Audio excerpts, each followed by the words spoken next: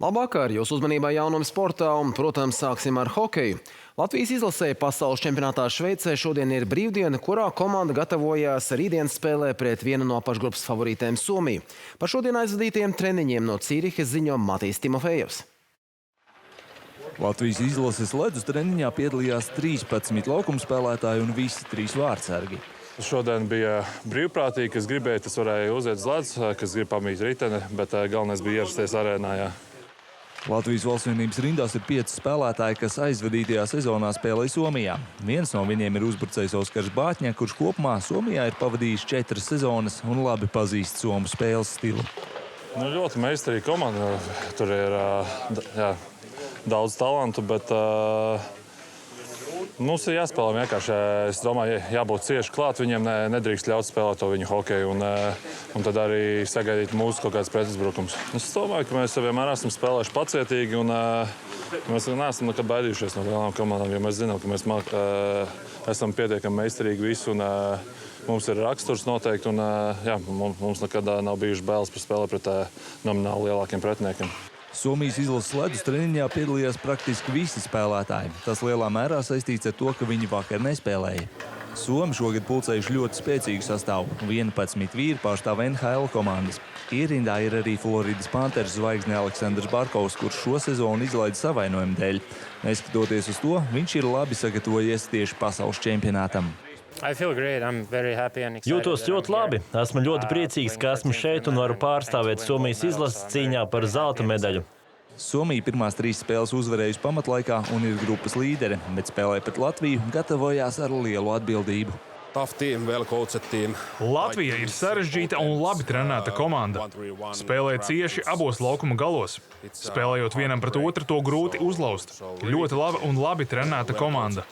Latvijas un Somijas spēle rītdien 17:20, bet hokeja studija LTV 7 jau no 16:30. Matīs Timofejevs un Normons Pavlovskis no Cīrihas, Šveicē.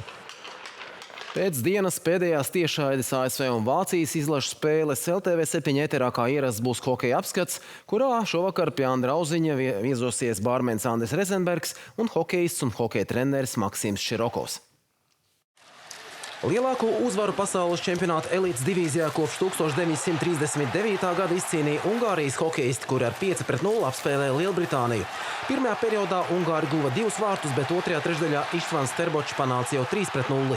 Pēdējā trešdaļā savus otros vārtus mačā guva gan Terbočs, gan Kristiāns Naģis, un Ungāri spēja platu soli pretī tam, lai nosargātu vietu elites divīzijā.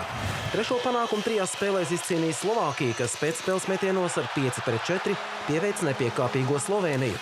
Mača gaitā 3 reizes vadībā izvirzījās Slovāki, taču Slovēnijas hokejisti ik reiz spēja atspēlēties. Turklāt izlīdzinājumu 4-4 Roks Tičards panāca 31 sekundi pirms pamatlaika beigām. Viss izšķirās pēcspēles metienos, kuros pārāk tomēr bija Slovākija, realizējot 3 no 5 mēģinājumiem. 4. uzvaru tikpat spēlēs izcīnīja Šveice, kas ar 9-0 burtiski sagrāva Austriju. Pa 2 vārtiem guva Teo Rošets un Damjans Rijā. Čehijas izlase par spīti milzīgam pārsvaram pēc otrā perioda bija iedzinējos pret Itāliju ar 0-1, tomēr beigās guva grūtu uzvaru ar 3-1. Metienu attiecība bija 58-15 Čehu labā. Šovakar var tikt noskaidroti zelta medaļu ieguvēji Latvijas telpu futbola čempionātā. Rīga telpu futbolisti tiecas pēc 3. panākuma pār Beitar komandu un notikumiem Olimpiskā centra laukumā seko līdz Andris Auziņš. Sveiks, Andri! Vai spēles gaita liecina par to, ka finālsērija varētu noslēgties jau šovakar? Jā, sveiks, Juri, sveiki skatītāji, un tā vien izskatās, ka šovakar varētu tiešām būt arī tādas lielas svinības Rīga FC futzāla telpu futbolistiem. Tikko viņi guva 6. vārtus šajā 3. finālspēlē un ir vadībā pret Beitar komandu 6-1. Bet, ja tā skatāmies sezonas kontekstā, tad šis nav pārsteigums, jo visu sezonu virslīgā dominēja tieši Rīga FC futzāla komanda, kas sezonā nepiedzīvoja nevienu zaudējumu. Turklāt visas sezonas laikā viņi ielaida tikai 20 30 vārtus, un arī tās pirmās 2 spēles viņi diezgan pārliecinoši, bet ar telpu futbolistus apspēlēja, tā kā viņiem plāns ir šovakar tiešām pacelt virs galvas čempionu kausu. Bet šajā 3. finālspēlē nemaz tik viegli negāja, diezgan ilgi, 10 minūtes izturēja Beitera telpu futbolistu šo te Riga FC spiedienu, tad bija 1-0, bet Beitera telpu futbolistu uzreiz atspēlējās. Bet tas bija tieši tas, kas vajadzīgs bija arī Riga FC telpu futbolistiem, jo uzreiz pēc tā 4 bezatbildes vārti līdz pat pirmā puslaika izskaņai deva 5-1, un tagad jau ir 6-1, tā kā Riga FC tā vien izskatās šovakar svinēs un izcīnīs savu 4. titulu virslīgā pēc kārtas. Kā beigsies spēle un, protams, arī iespējams čempionu komentāri, protams, naktsziņās. Juri? Paldies, Andri, par šo informāciju. Mēs pārējām pie lielā futbola, proti Latvijas virslīgā šovakar Tukums ar 1-3 piekāpās Riga komandai, bet Grobiņa ar 0-2 zaudēja Supernovai.